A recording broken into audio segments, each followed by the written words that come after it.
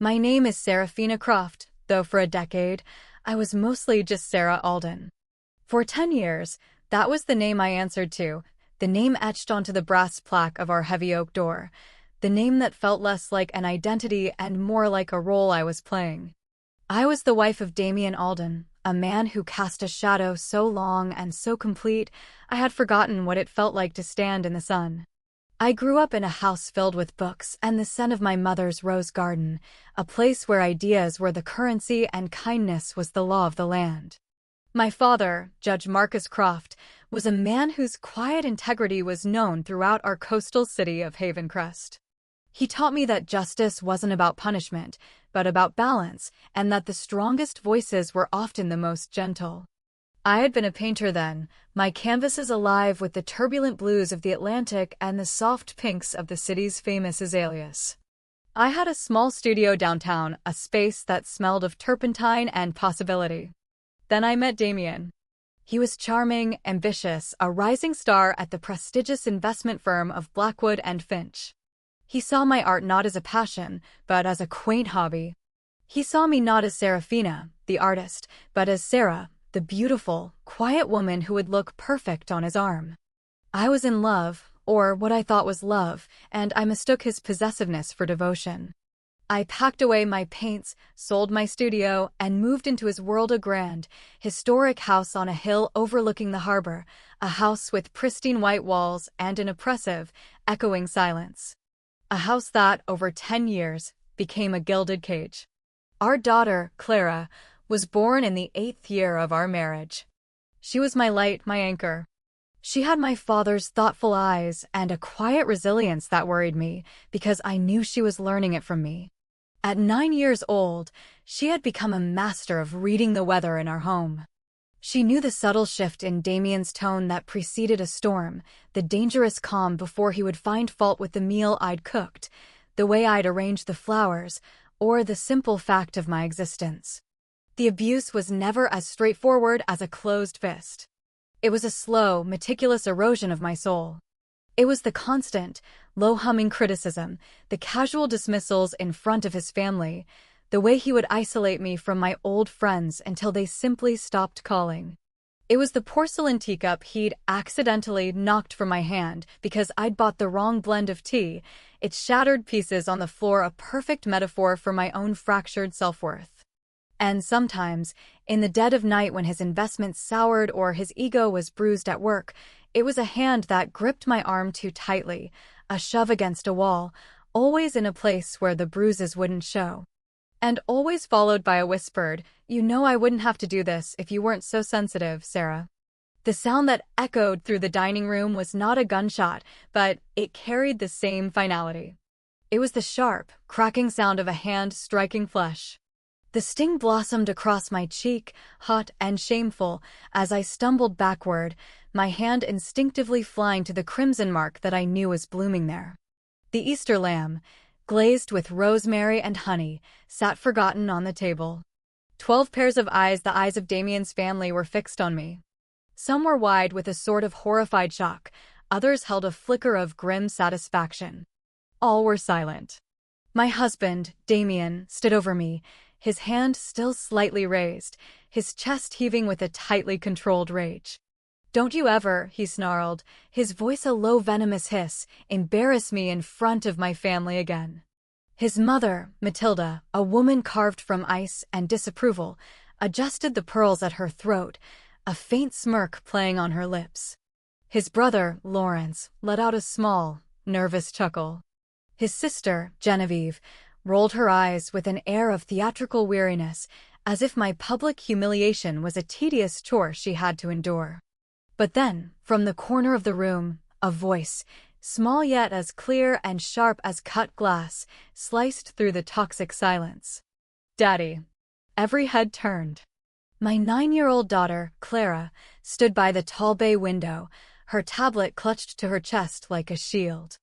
Her dark eyes, so much like my father's, held a depth and a gravity that made the very air in the room shift. Something in her gaze made Damien's confident sneer falter. "You shouldn't have done that," she said. Her voice was steady, unnervingly calm for a child who had just witnessed such a thing. because now Grandpa is going to see. The color drained from Damien's handsome face. His family exchanged confused, uneasy glances, but I saw a new emotion creeping into their expressions, a flicker of a fear they couldn't yet name. "What are you talking about, Clara?" Damien demanded, but his voice, usually so commanding, cracked. Clara tilted her head, studying him with the detached curiosity of a scientist observing a specimen under a microscope. "I've been recording you, Daddy. For my school project. For weeks. I recorded everything. And I sent it all to Grandpa this morning." The silence that followed was absolute, a vacuum that sucked all the air from the room. Damien's family began to shift uncomfortably in their expensive chairs, the horrifying implications of Clara's words slowly dawning on them. "He said to tell you," Clara continued, her small voice carrying the weight of an unavoidable judgment, "that he's on his way." And that's when they began to pale. That's when the fragile facade of the perfect Alden family, a facade I had spent a decade helping to maintain, finally, irrevocably shattered. 3 hours earlier, I had been standing in that same kitchen, a room of gleaming chrome and cold marble that had never felt like mine. My hands, usually steady when I worked with food, trembled slightly as I methodically arranged asparagus spears on a serving platter. A deep, purple bruise on my ribs, a souvenir from last week's lesson on respecting Damien's need for quiet after a long day, ached with every breath. But I couldn't let it show. Not with the Aldens coming for Easter lunch. Not when any sign of weakness would be treated as fresh bait for their casual cruelty. "Sarah, where the hell are my cufflinks?" "The silver ones," Damien's voice boomed from our bedroom upstairs. I flinched, a Pavlovian response I had perfected over the years. "In your valet tray, Damien, on the dresser," I called back, my voice carefully modulated, a placid lake surface hiding the turmoil beneath. Clara sat at the polished mahogany kitchen table, ostensibly sketching in her notebook, but I knew she was watching me. She always watched me now. Those intelligent, solemn eyes missed nothing. At 9, she had learned to read the subtle barometric shifts in our home better than I had. The tight set of Damien's shoulders when he walked through the door. The particular way he cleared his throat before launching into a critique. The dangerous, heavy quiet that always preceded his worst moments. "Mom," she said softly, not looking up from her drawing. "Your hands are shaking." The observation, so simple and true, felt like a physical blow. How many times had she asked me if I was okay? How many times had I lied, weaving a tapestry of excuses? "Daddy's just stressed from work." Adults sometimes disagree, but it doesn't mean anything. "Everything is fine." "I'm just a little tired, sweetheart," I whispered, the lie tasting like ash on my tongue. Clara's pencil stilled. "No, you're not," she said, her voice soft but firm. "You're scared." Before I could formulate another denial, Damien's heavy footsteps descended the grand, curving staircase. "Sarah, this house looks adequate. My mother will be here in an hour, and you can't even—" He stopped mid-sentence as he saw Clara watching him, her gaze unwavering. For a fleeting moment, a flicker of something that might have been shame crossed his features, but it was extinguished so quickly I might have imagined it. "Clara, go to your room," he said curtly. "But Dad, I'm just finishing my sketch." I said, "Go." Clara gathered her things slowly, deliberately. As she passed me, her small hand squeezed mine, a tiny, fierce gesture of solidarity that nearly broke my heart. At the kitchen doorway, she paused and looked back at Damien. "Be nice to Mom," she said simply. Damien's jaw tightened. "Excuse me?" "She's been cooking all day, even though she's tired," Clara stated, as if presenting evidence in a courtroom. "So, just be nice." The sheer audacity of a 9-year-old child standing up to him left Damien momentarily speechless. But I saw the dangerous flash in his eyes, the way his knuckles whitened as his hands clenched into fists. "Clara, go, please," I said quickly, trying to diffuse the rapidly building pressure. She gave a small, solemn nod and disappeared upstairs. But not before I saw the determined set of her small jaw, a look so reminiscent of my father preparing to hear a difficult case that it sent a shiver down my spine. "That child is getting far too bold," Damien muttered, turning his cold attention back to me. "You're raising her to be disrespectful." "She's just protective," I said carefully. "She doesn't like seeing." "Seeing what?" His voice dropped to that perilous whisper that made my blood run cold. "Are you telling her stories about us, Sarah? Are you poisoning my daughter against me?" "No, Damien, I would never." "Because if you are," he said, stepping closer, invading my space, "if you're turning my daughter into a little traitor, there will be consequences you can't even imagine." His daughter. As if I had no claim to the child I had carried, the child whose fevers I'd cooled, whose nightmares I'd soothed. The chime of the doorbell saved me from having to respond. Damien straightened his tie, and in an instant, the mask of the charming, successful husband and son snapped back into place. The transformation was so seamless it was terrifying. "Showtime," he said with a chilling smile. "Remember, Sarah, we are the perfect family." The Aldens descended upon our home like a flock of well-dressed vultures, each carrying their own unique brand of passive aggression. His mother, Matilda, swept in first, her critical gaze sweeping the room, immediately cataloging every perceived flaw. "Oh, Sarah, dear," she said, her tone a syrupy blend of condescension and pity as she accepted a glass of Prosecco. "You've tried something different with the floral arrangements this year." "How rustic." I had spent 3 days meticulously planning and arranging those flowers, hoping for a single word of genuine appreciation. Damien's brother, Lawrence, arrived with his wife, Victoria, both clad in designer clothes that screamed their financial superiority. "Smells good in here," Lawrence said, then added under his breath, just loud enough for me to hear, for once. The most pointed barb, as always, came from Damien's sister, Genevieve, who made a show of embracing me while whispering in my ear, "You look exhausted, Sarah. Are you not sleeping well?" Damien always says a stressed wife makes for a stressed life. I forced a smile and played my part, the gracious hostess in this twisted family theater. But over their heads, I saw Clara standing in the doorway to the hall, her tablet held loosely in her hands, those sharp, observant eyes cataloging every slight, every cruel jest, every single moment her father failed to defend me. Dinner was a masterclass in psychological warfare. Damien basked in his family's adulation while they systematically dismantled me with the precision of surgeons. "Sarah has always been so content with a simple life," Matilda said, delicately slicing a piece of lamb. "Not much ambition, you know." "Damien really married for love, didn't you, darling? He's such a good man for taking care of her." Damien didn't contradict her. He never did. "Remember when Sarah had that little notion of going back to art school?" Genevieve laughed, a brittle, tinkling sound. "What was it, darling? Pottery?" Damien had to put his foot down, of course. Someone needed to focus on the family, on creating a stable home. That wasn't how it had happened.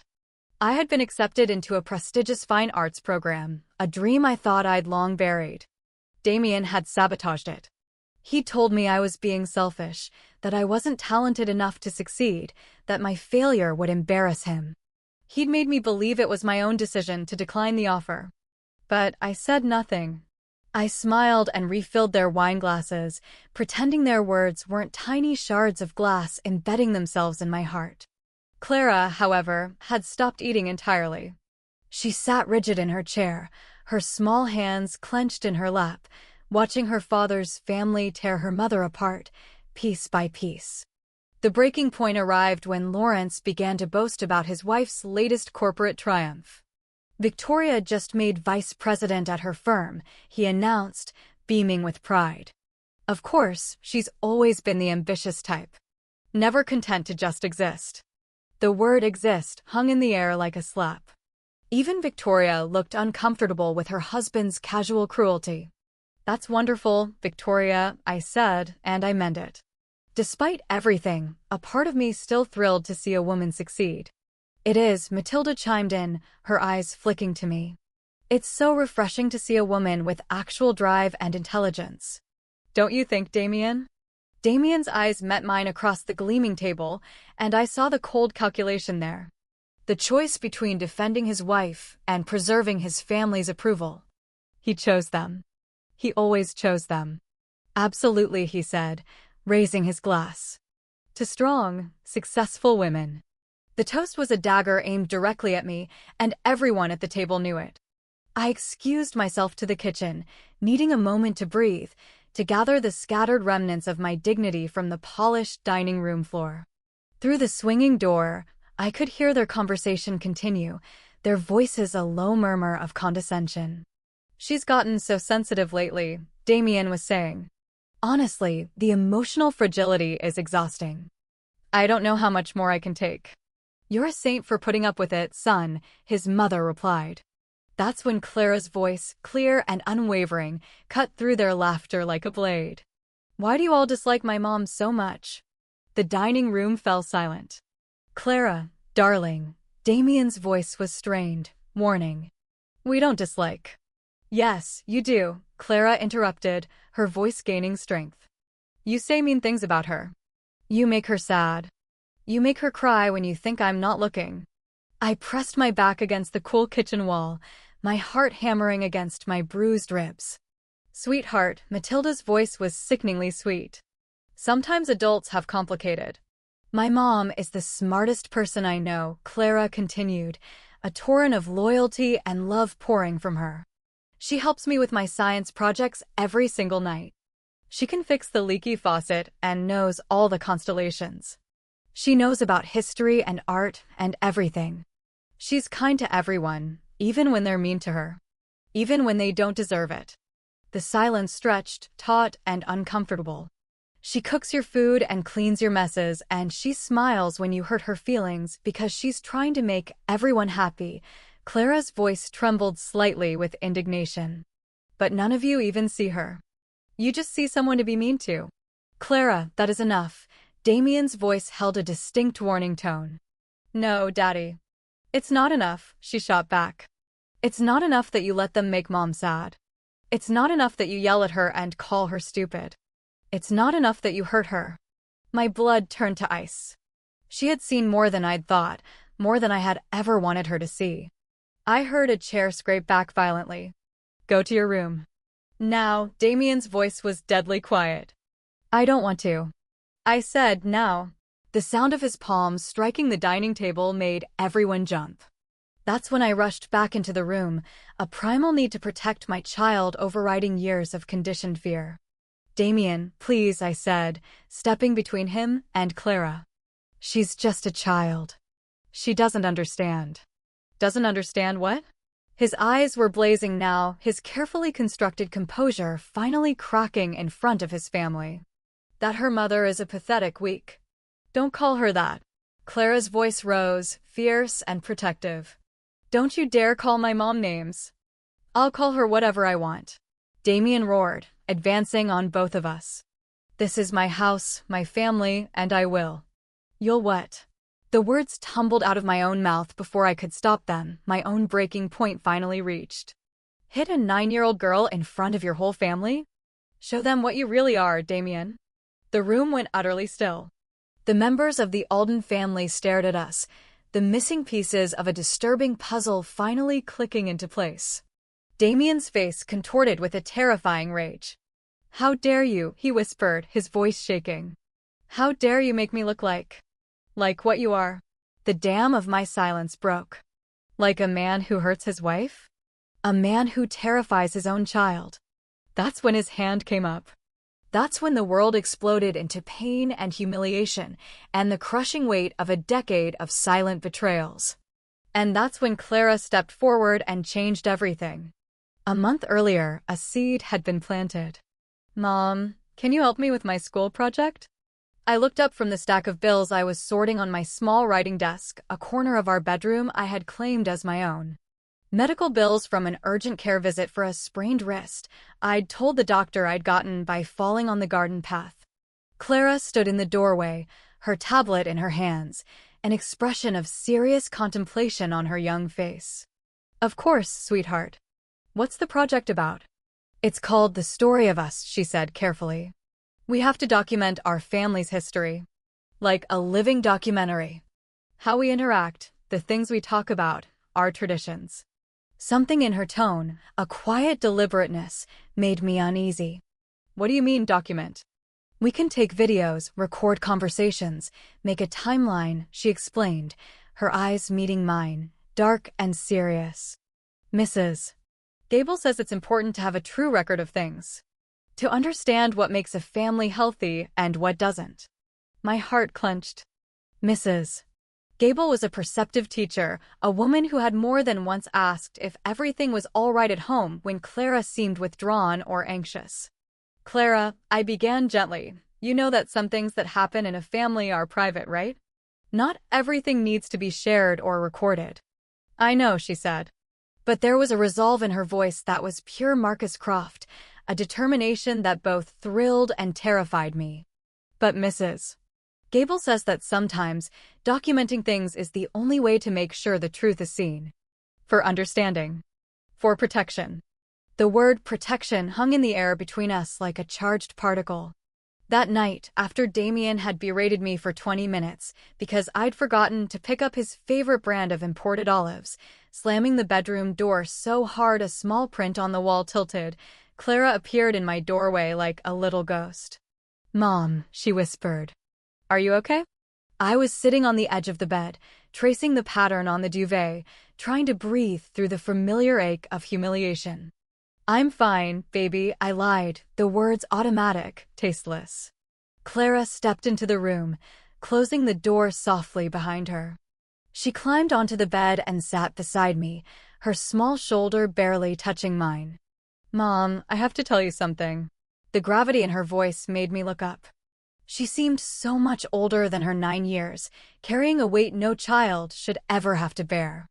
I know Daddy hurts you, she said quietly, the words falling between us like stones into a deep, still well. I know you pretend he doesn't, but I hear things. I see the look on your face. I know.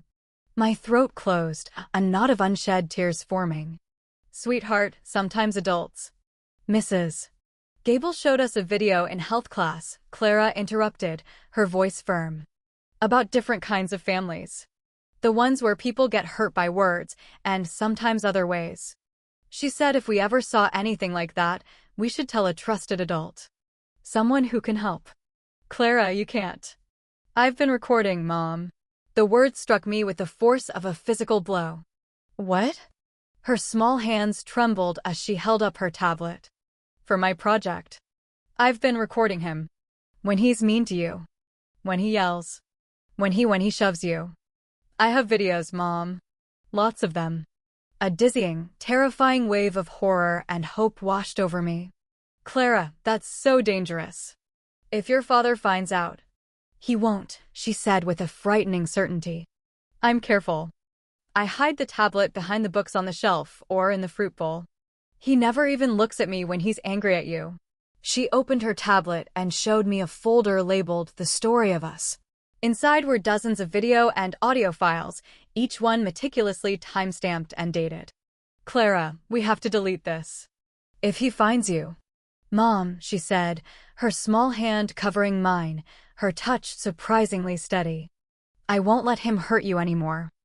I have a plan. The look in her eyes, ancient, determined, and utterly fearless, chilled me to the bone. What kind of plan? Clara was quiet for a long moment, her fingers tracing the floral pattern on the bedspread. Grandpa always said that a bully, no matter how big, can't stand up to the bright light of the truth. My father. Of course. Clara adored my father. She spoke to him on the phone every Sunday, listening with rapt attention to his stories about the law, about fairness, and about the courage it takes to stand up for what is right. He was a retired judge, a man whose reputation was built on wisdom and unwavering ethics. Clara, you can't involve Grandpa in this, I pleaded. This is between your father and me. No, it's not, she said firmly, her gaze unwavering. It's about our family. Our real family. And Grandpa always says that the first duty of a family is to protect its own. Over the next month, I watched my 9-year-old daughter operate with the quiet precision of a chess master. She was still my sweet, creative Clara, but she moved through our tense home like a quiet agent on a mission, documenting every cruel word, every veiled threat, every time Damien's carefully polished mask slipped to reveal the ugliness beneath. She was devastatingly careful. The tablet would be propped innocuously against a stack of magazines or nestled between pillows on the sofa. She recorded short, damning clips, the evidence of our life behind closed doors. Damien, consumed by his own self-importance, never suspected his own daughter was methodically, patiently building a case against him. I tried to stop her once more. I found her in her room, cataloging files. "Clara, please," I whispered. "I'm so scared of what he'll do." She didn't argue. She simply turned her tablet toward me and played a video from the previous night. It showed Damien grabbing my portfolio of old sketches, the last remnant of my artistic life, and sneering. "Is this what you wasted your time on?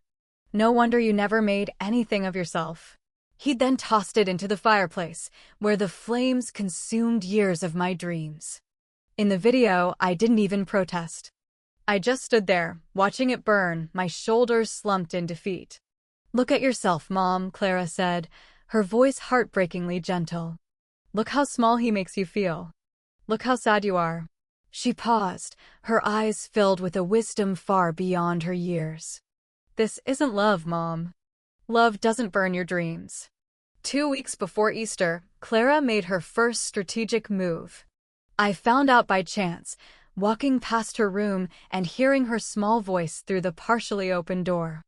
"Grandpa, can I ask you a hypothetical legal question?" I froze, pressing my ear to the door. Of course, my little songbird, I heard my father's warm, familiar voice on the speakerphone. "What's on your mind?" "Hypothetically," Clara said, her tone serious, "if someone was hurting someone else in their own home, but there were no witnesses, is it still a crime?" There was a long pause. "Clara, is your mother okay? Is someone bothering her?" My father's voice was suddenly sharp, alert. "It's just a question, Grandpa. For my school project. About rules and laws." Another pause. "Well, hypothetically, yes, Clara. It is very much a crime. The four walls of a house don't make cruelty legal. But proving it can be very difficult without evidence." "What kind of evidence?" Clara pressed.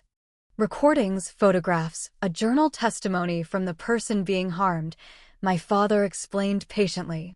"Evidence is the foundation of justice, Clara. Without it, you only have one person's word against another's." "Okay," Clara said, and I could hear the quiet satisfaction in her voice. "That's what I thought. Thanks, Grandpa." The morning of Easter Sunday, Clara was a portrait of calm. While I fluttered around the kitchen, my nerves frayed, she sat at the table, methodically labeling her video files and uploading them to a secure cloud server my father had once helped me set up. Damien was already on edge. Family gatherings always amplified his need for control, his obsession with maintaining his flawless public image. "Remember," he'd said to me, adjusting his tie in the hall mirror.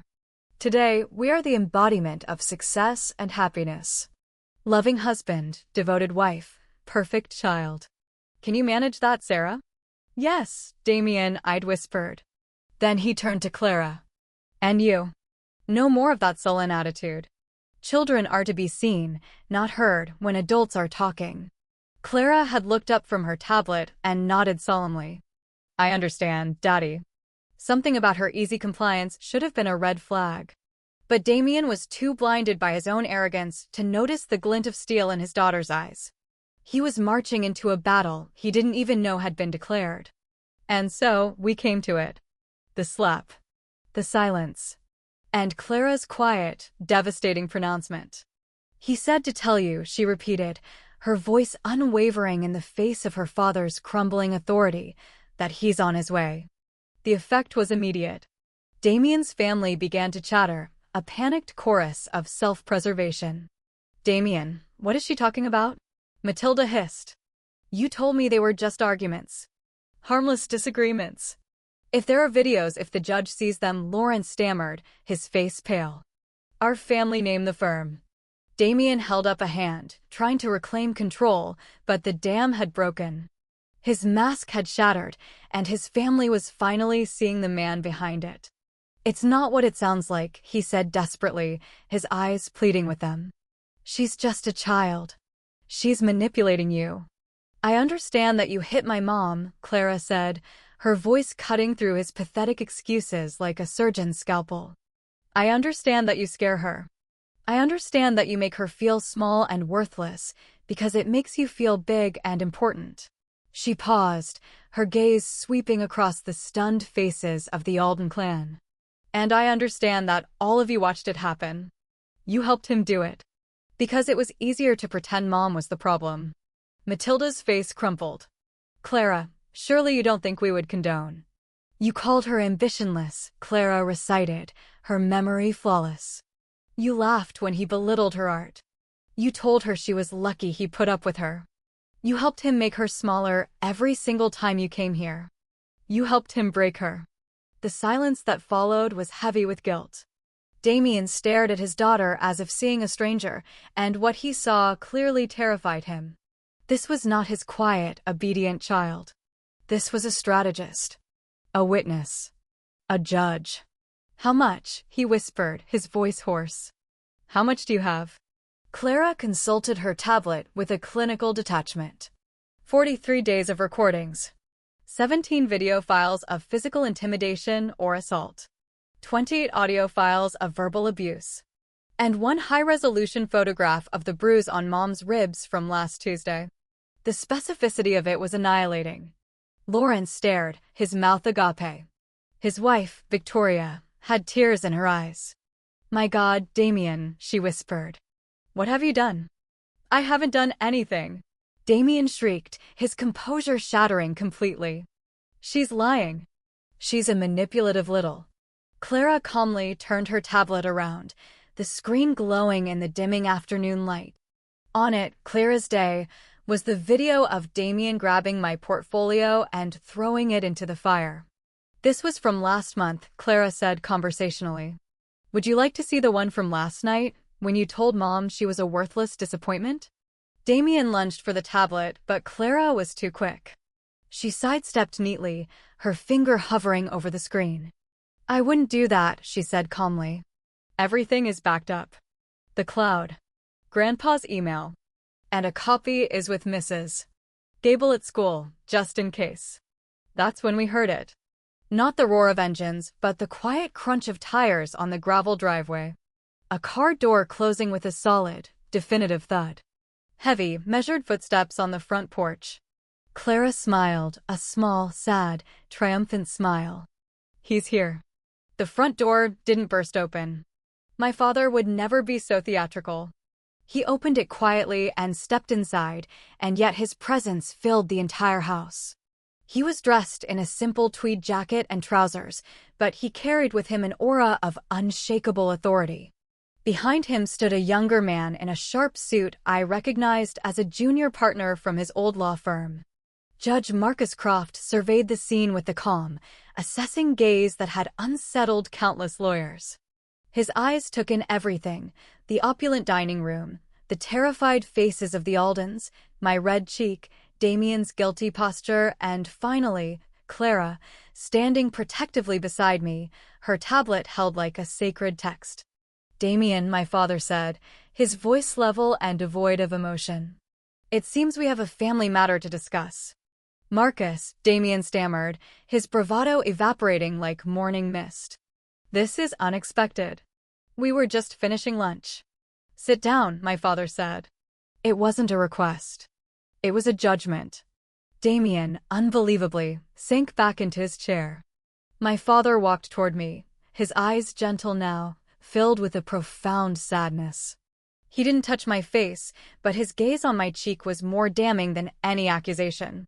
"Serafina," he said softly, using my full name, the name I hadn't heard in years. "Are you all right?" "I'm fine, Dad," I whispered, the old, familiar lie. "No, she's not," Clara said, stepping forward. He heard her again, "Grandpa." The temperature in the room seemed to drop 10 degrees. My father turned his gaze slowly back to Damien. "How long, Damien?" he asked, his voice still quiet, but now laced with steel. How long has this been your solution to marital disagreements? Marcus, it's not what you think, Damien began, his voice thin and reedy. It was a mistake, a one-time. I have seen the evidence, Damien, my father interrupted, his voice cutting him off cleanly.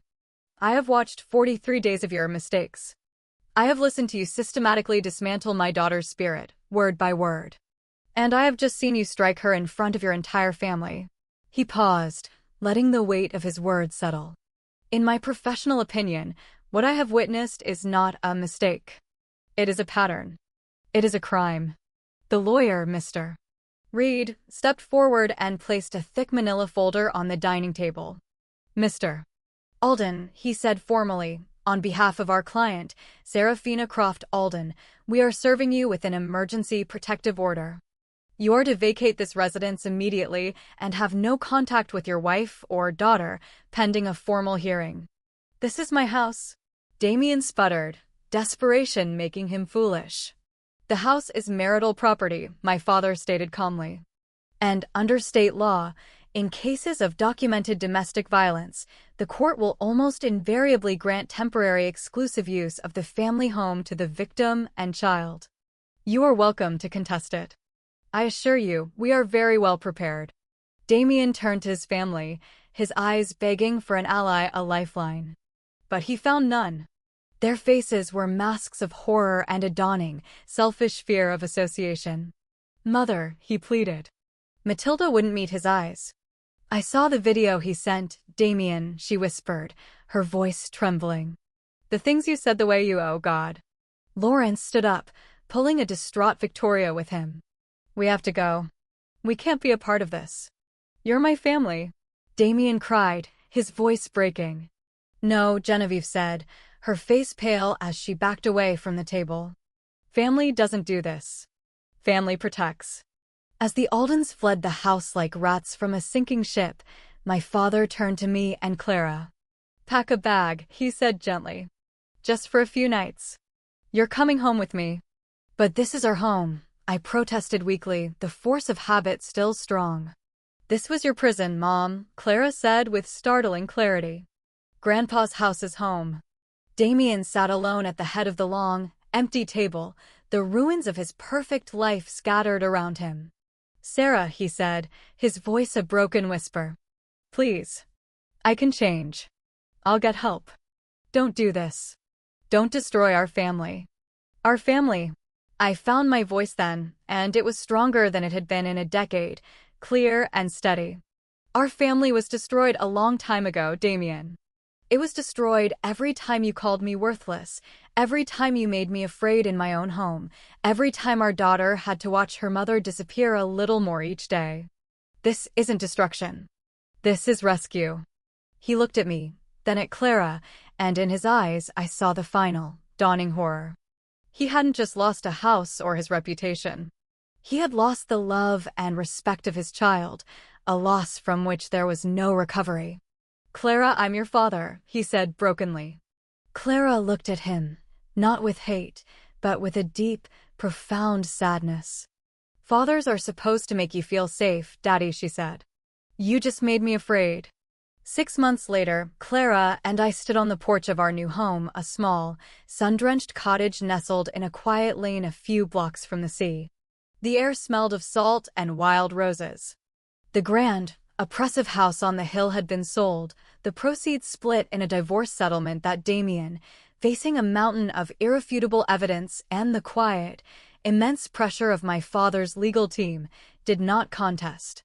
He was sentenced to a year of probation, mandatory anger management counseling, and his visitation with Clara was to be supervised and at her discretion. So far, she had not felt the discretion to see him. I was painting again. My hands, once trembling, were now steady, moving across a large canvas, coaxing life from pigments of blue and green and gold. I had enrolled in the fine arts program I'd abandoned a decade ago. I was Serafina again. Mom, Clara said, coming to stand beside me. She was no longer the solemn little soldier, but a smiling, bright-eyed 10-year-old. The weight had lifted from her shoulders. Mrs. Gable asked me to write an epilogue for The Story of Us. What are you going to write? I asked, dabbing my brush in white paint to capture the crest of a wave. Clara was quiet for a moment, watching the sea. I'm going to write that sometimes a story has a sad beginning, but that doesn't mean it has to have a sad ending. And that sometimes the quietest person in the room is the one with the most important story to tell. I set down my palette and pulled her into a hug, breathing in the scent of her hair. This child, my brave, brilliant child, had not only saved me, but she had also saved herself. She had taken our painful, broken story and had written us a new ending. Last week, a letter arrived, bearing Damien's handwriting. It sat unopened on the mantelpiece. I didn't know if it was an apology, a plea, or a demand. For the first time in a very long time, it didn't matter. The power to open it, to read it, or to simply throw it into the fire was mine alone. I looked from the unopened letter to the vibrant, hopeful canvas in front of me, then to my daughter, whose smile was as bright as the morning sun on the water. I knew which story I wanted to focus on. You know what I think the epilogue should say?